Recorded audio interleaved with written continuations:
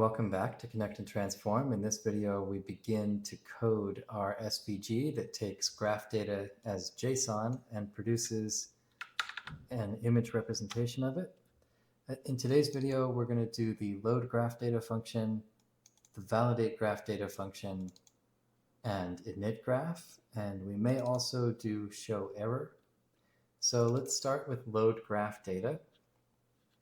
The very first thing we're going to do is we're going to be reading the URL, because if I switch back over to the host file, you'll remember that when we're embedding the SVG, we're embedding it with a URL parameter called ID, and that parameter is numeric, and it ultimately ties back to a variable here in the parent document.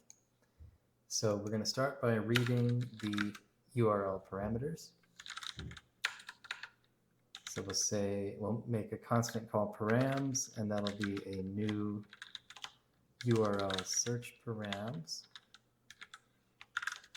And we'll pass in document.location.search, pass in that portion of the URL. And then we're looking specifically for the ID URL parameter. So we'll call that graph data ID.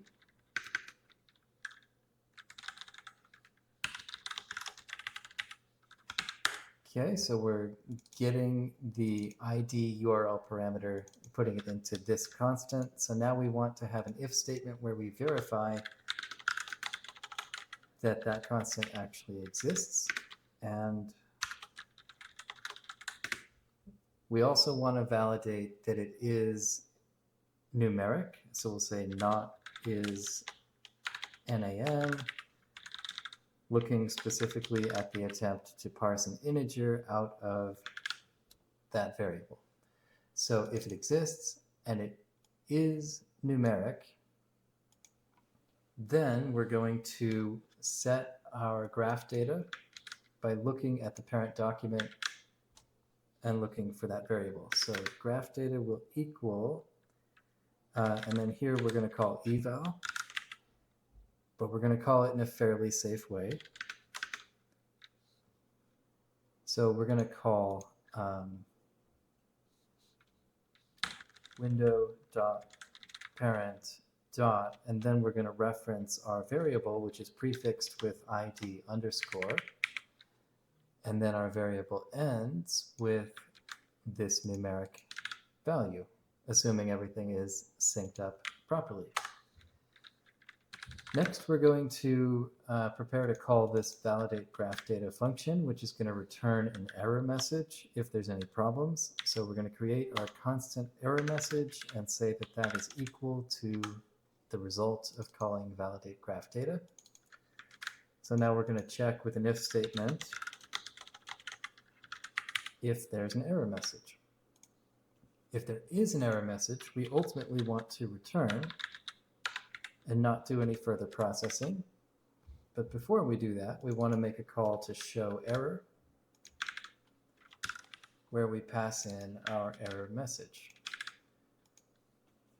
Okay, now assuming that there is no error message, the data is okay, now we can proceed to just initializing the graph. So we're going to call init graph, and then we're going to call init y-axis, and then init x-axis, and the two axis calls could be swapped. And then we're going to call init data, and then we're going to make sure to call init series labels as the very last call on purpose, because under the scenario where the data extends beyond its visual window, if the data is going to collide with the series labels, we're assuming the user is aware that that will happen, and so we want to see the series labels rather than seeing the data. And so we have to call the series labels last. So that's it for the load graph data function, so we'll tab that over. We'll come back to validate graph data because that's going to be a long one. But let's look at init graph, and what this is basically doing is it's going to recreate this graph group element, and then it's going to reappend it to replace the old one.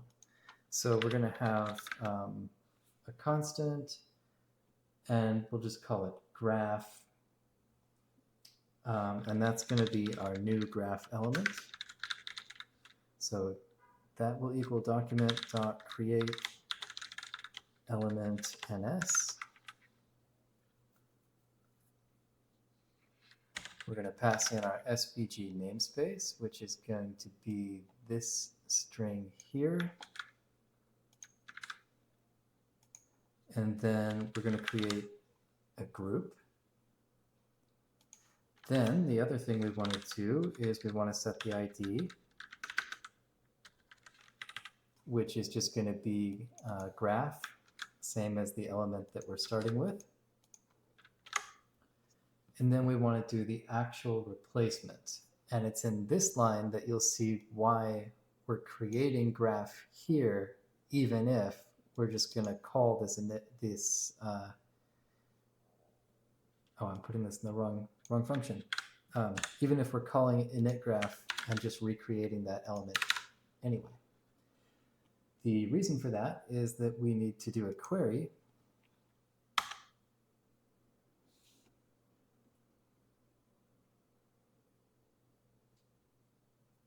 And it's simplest to just replace a child. So this is going to be document query selector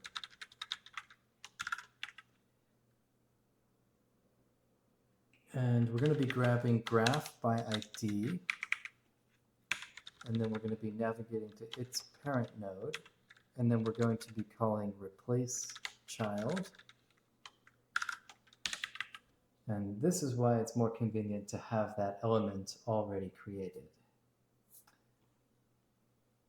Because here we're going to use graph, and then we're just going to call that query again. Okay, so this function is done now. That's basically just creating a new, fresh, blank graph group and swapping it out in place of the old one. Let's look real quick at show error.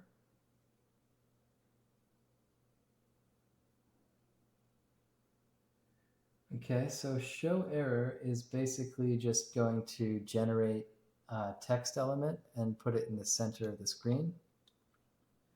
So I'm going to basically copy this line, and then we'll just modify it a bit. We're going to call it error text.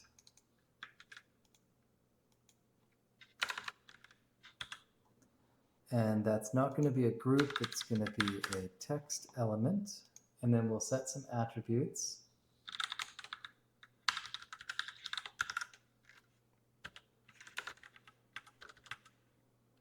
So we're going to set X and Y. We're also going to center the text. And then we're going to set the font size. And I think that'll be pretty much it. So we're going to do X to some value, Y to some value. We're going to set text anchor to middle.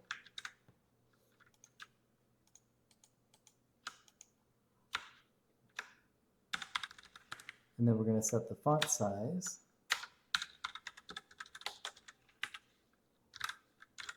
So we'll start it at 64 pixels, see how that works.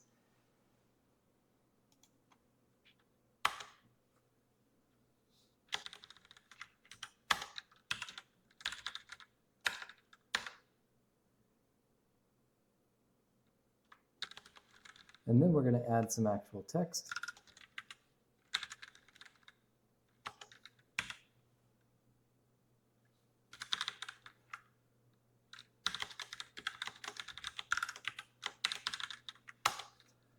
Okay, so that's using our error message to create a text node and append it to our new error text element. And then we're going to append that to the graph group. So document query selector graph, append child. And we're going to be appending our error text element. So all we have left to do here is to set X and Y.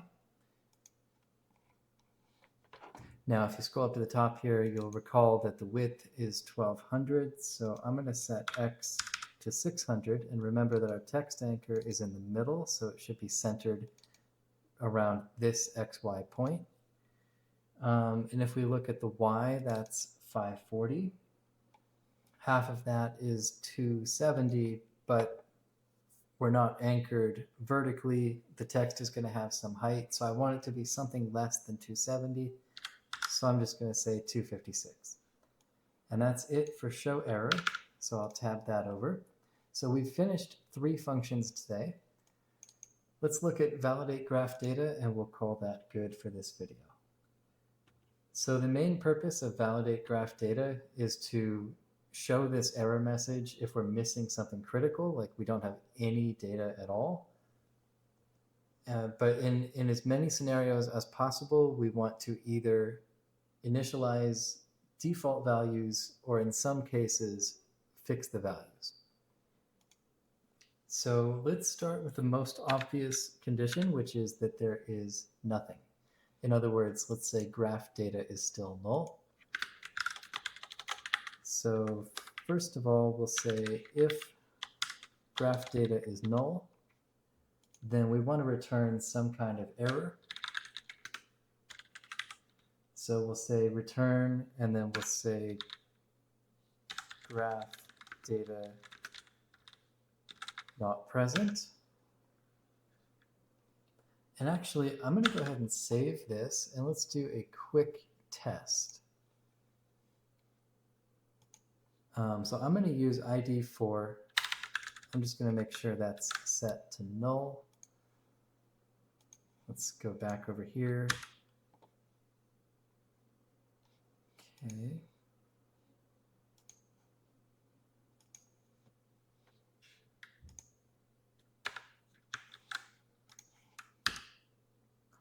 Okay, and so now we see that one is saying graph data not present. Now, one thing we have not done yet is we have not done any styling or CSS to pull in any kind of fonts. We'll do that in a future video. But you can see that the function is being called and it is returning an error message to the user. And maybe just to show, if I instantiate the object but it's empty, we no longer see that message. But we do need to go back to our SVG and continue covering the different scenarios. So the next scenario is if we're missing graphdata.series, and you'll recall from the previous video that series is the container of the actual data for each series, and the data is the only required element. So if graphdata.series is missing, then the data must be bad. So we'll say if there is no series, or if the array of series is 0. Then in this case, we will say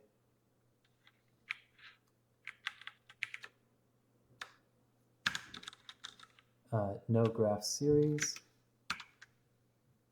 And we can make it say whatever we want.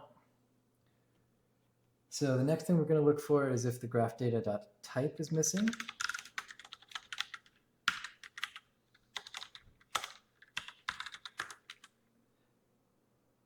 So in this case, we're going to initialize it to a reasonable default. So we'll say graphdata.type equals bar.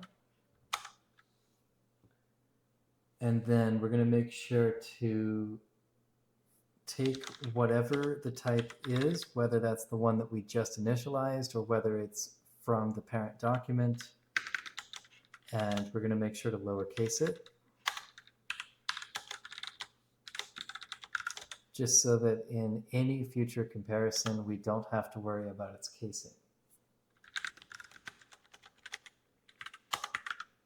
And in the very next if statement, we're going to do some comparisons of graph data.type.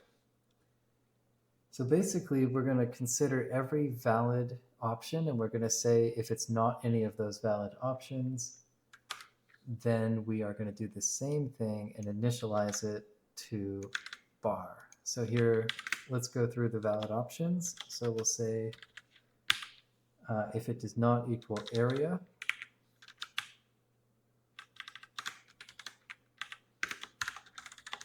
and it occurred to me last night that just like we might have bar and stacked bar, you might also have a stacked area or a stacked line chart. So area is valid, area stacked is valid.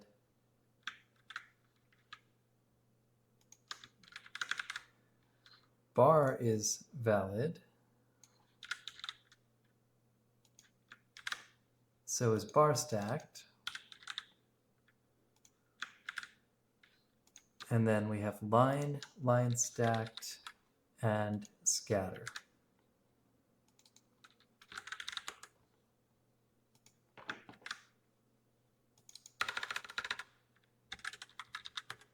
Okay, so basically we've listed out every valid option and we've confirmed that graph data.type is none of those, in which case we're going to default it to bar. Okay, so the next thing we're going to look at is the unselected opacity.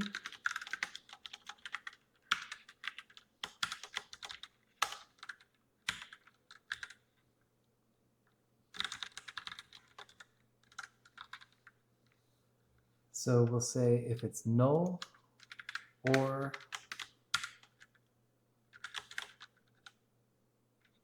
if it is not a number,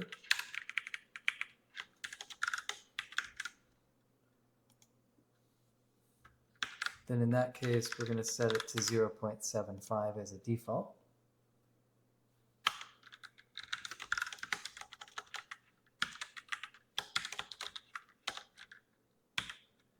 Next thing we're going to look at is if the entire y-axis doesn't exist, then we're going to initialize it.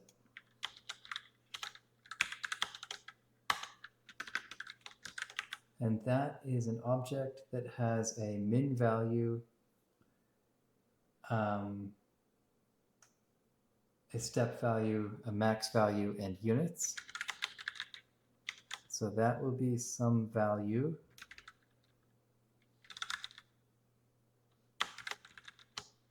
We're going to initialize step value as null and max value as null. And so that way we will get those values from the scale y-axis function. And then units can be initialized like that.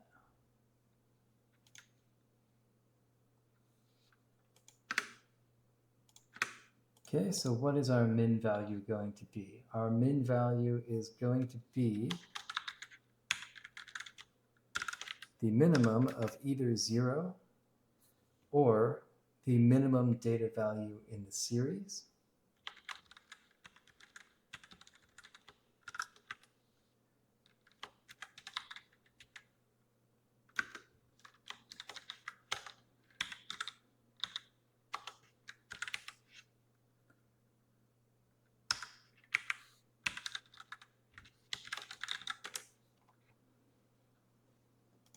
Now in this case, we'll just take the minimum data value of the first series.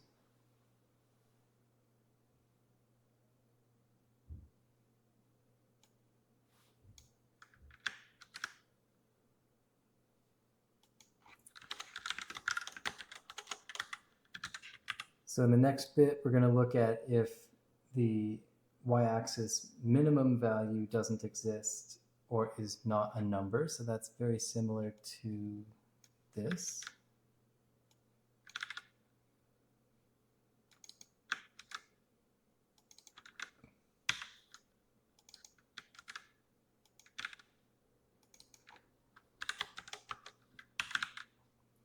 Okay, so if the min value doesn't exist or is not a number,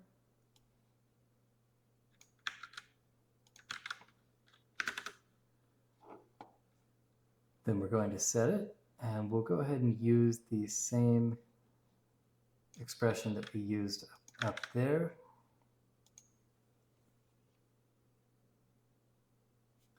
And then let's do a similar thing, but for max value.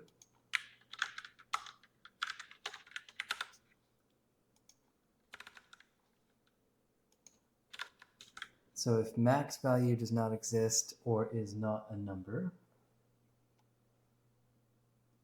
then what we're going to do in order for scale y-axis to do its work, we're going to set both the step and the max value to be null.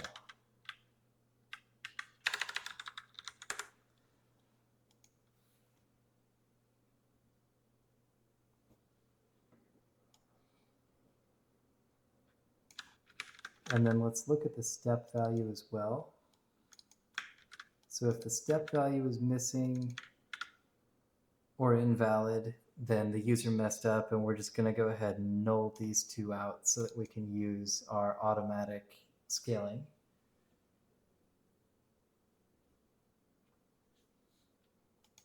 Next, we're going to consider the scenarios where the data between the min, max, and scale y-axis values might just be in the wrong order. So for example, if the min value is greater than the max value,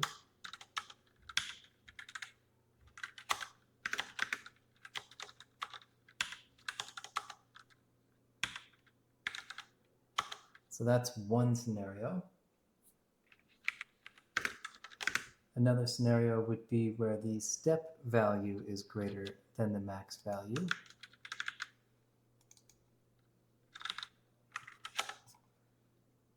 And another possible scenario would be where the step value is less than 1.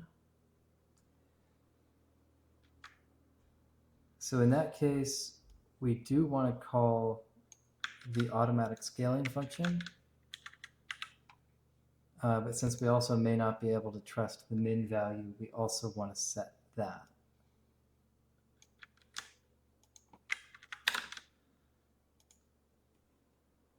Okay, so now let's look at y-axis units.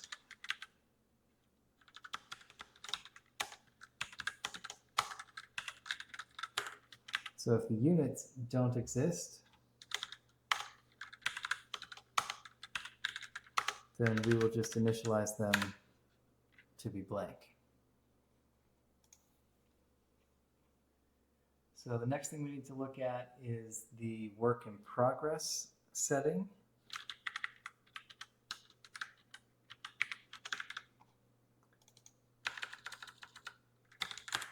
So if work in progress is set, but it's not equal to true or false or a valid number, then we want to initialize it to be false.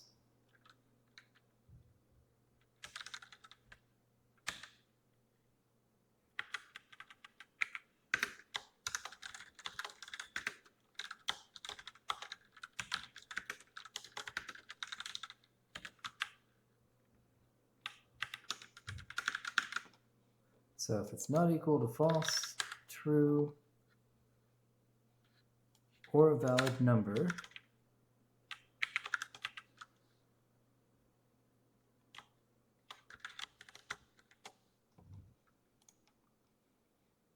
then we're going to initialize it to false.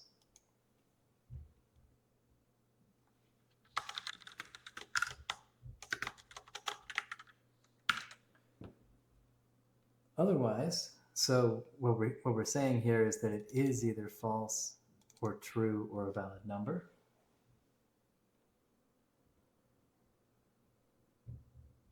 So we're going to say, we're going to assume that it is a valid number.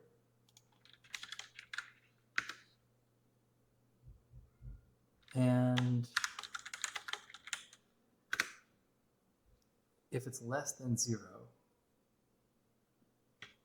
then we're just going to default it to false.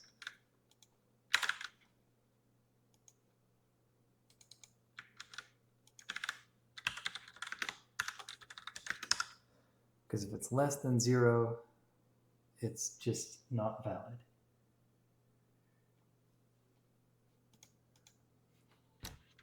Okay, so now we're going to move on to the data series.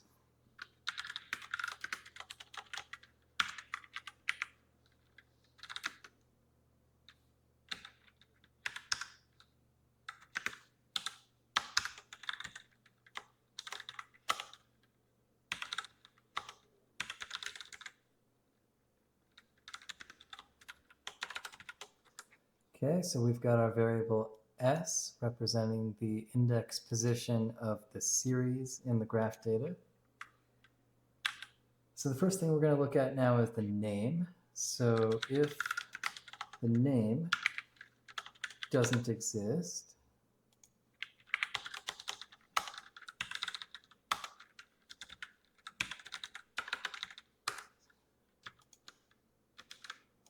then we're going to set it. And that's going to be unnamed series. And then this will be S plus 1, just because that way it's unnamed series 1 instead of unnamed series 0. So next, let's look at the color.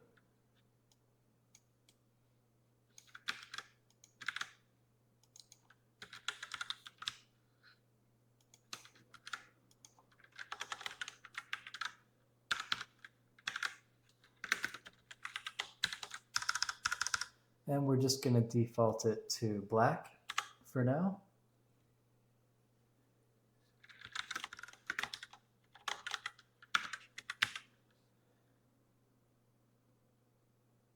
So next we're going to look at the x-axis and the x-axis labels.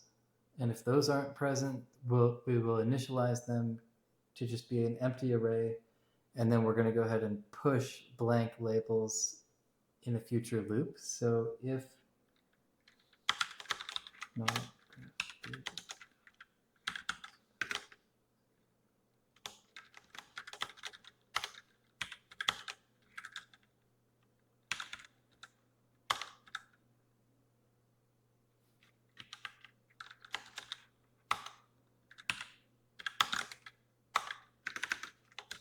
so in this case, we're creating an entire x-axis because we're saying that either the axis doesn't exist or it does, but the labels don't exist. And the labels are the only interesting part of the x-axis.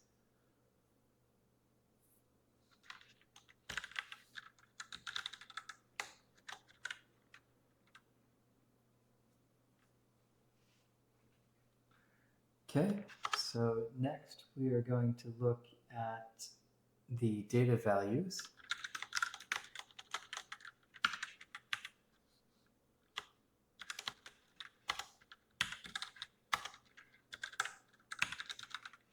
And this is the important one.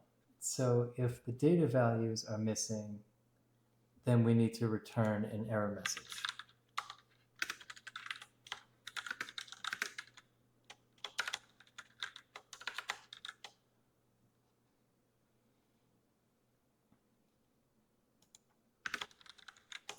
So we'll just say no graph data values.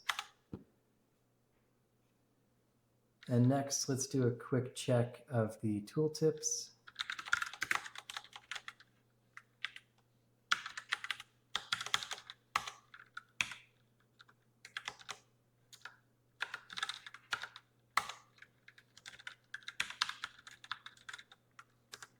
So if that array of overrides doesn't exist, then we will initialize it to an empty array.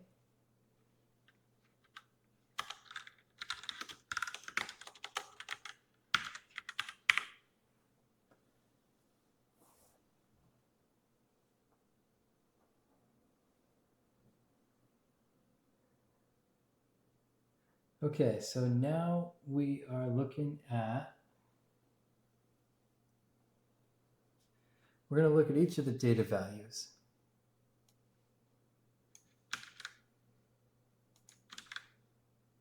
So I'll call this I instead of S.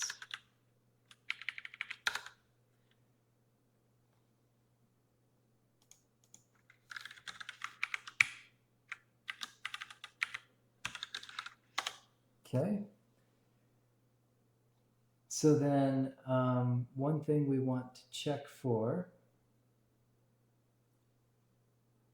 is if the x-axis doesn't have a label for that data value's position, then we want to push a blank label on. Because, for example, maybe we hit this condition or this condition, and then we initialized the x-axis labels to an empty array. So we're going to go ahead and push onto that array if needed.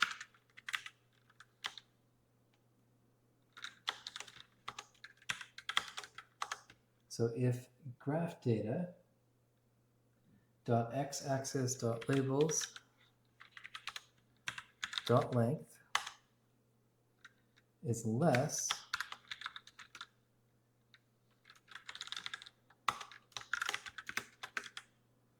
than that,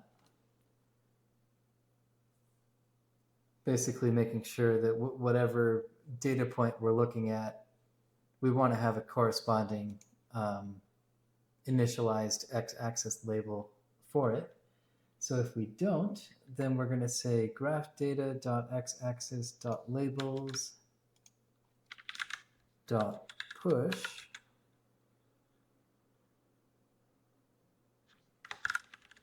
and we'll just push a blank label. Okay, so now we're almost done. All we have left is the tooltip.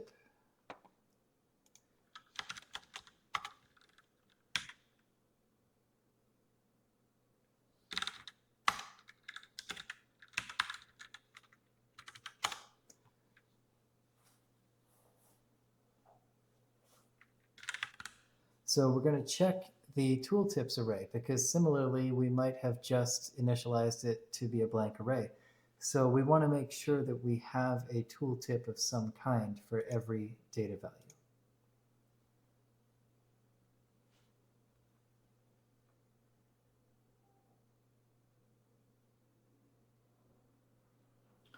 So the first thing we're going to do is we're going to differentiate between our stacked views, such as bar stacked, line stacked, or area stacked, and differentiate them from everything else. Because when we're stacking the data, our default tooltip is going to be slightly different. We're going to have a second line where we total up all the series values at that particular position.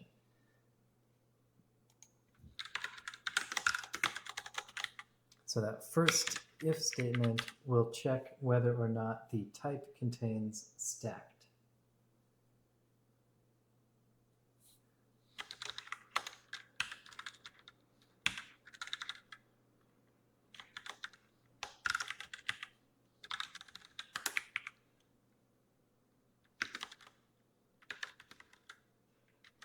Okay, so we either do contain stacked or we do not.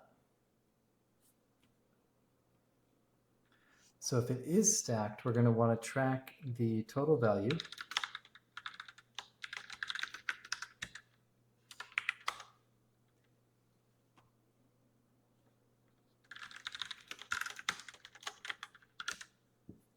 And then we're basically going to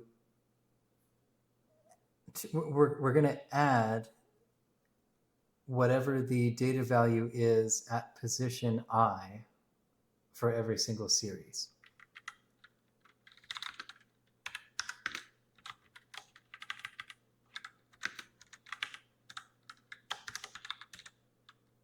And then, so this inner loop is just going to be basically the same as the outer loop.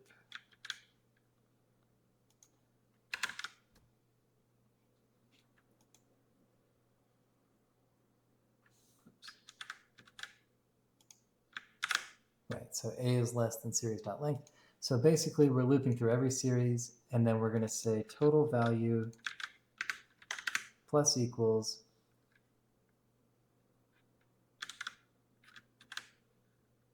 and then we're going to take graph data series index A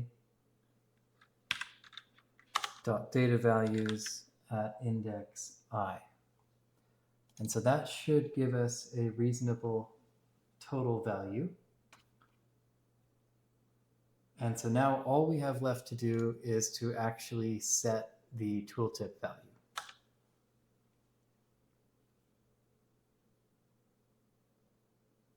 So there's one more differentiator, which is we have to keep in mind whether or not a label exists, because our default tooltip is going to use our x-axis label. And in many cases, we might have, for example, pushed a blank label onto the array. So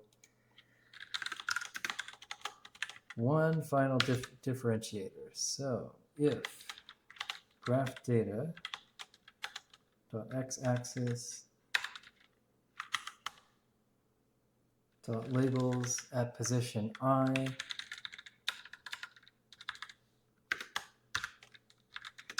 has a length,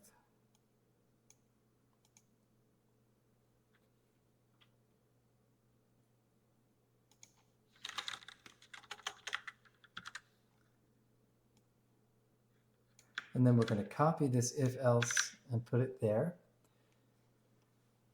So we have four conditions. We have the condition where there is an x-axis label and you are in a stacked representation, or where there's not an x-axis label and you're in a stacked representation, and then the same two conditions, but you're not in a stacked representation.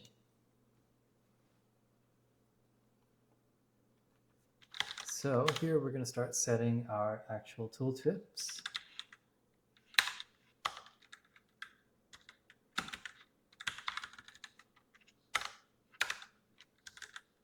Okay, so this is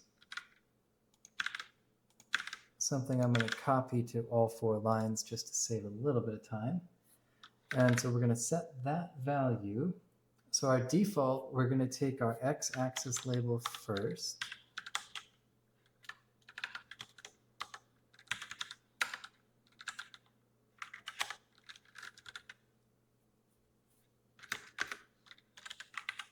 And then we'll just put a comma in there, and then we'll include the series name.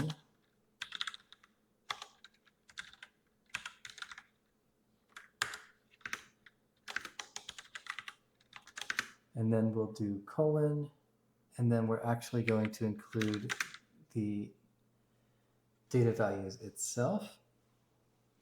So for this, we're going to be calling another function, which is down at the bottom. We're going to be calling format data value.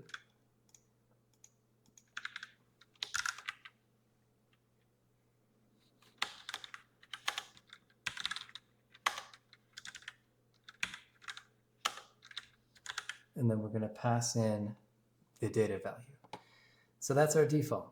Our default tooltip is just our x-axis label, series name, and a formatted data value.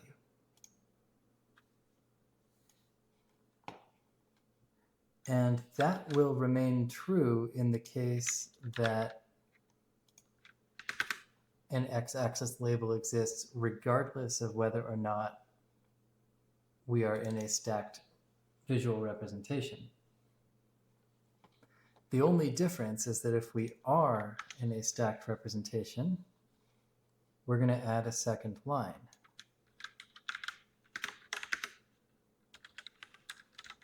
So we'll add a new line character.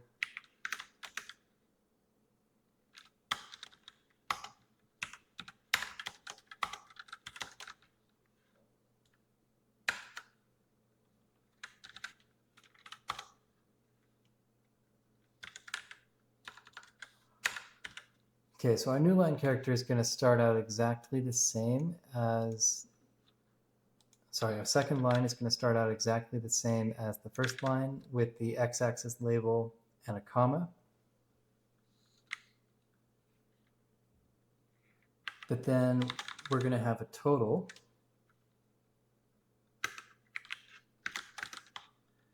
And then we're going to format a data value and we'll pass in the total value. Okay, so if there's no x-axis labels, then we basically just want to have the series name, a colon, and then the formatted data value.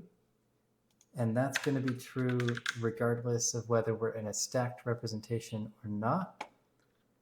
And that completes that function.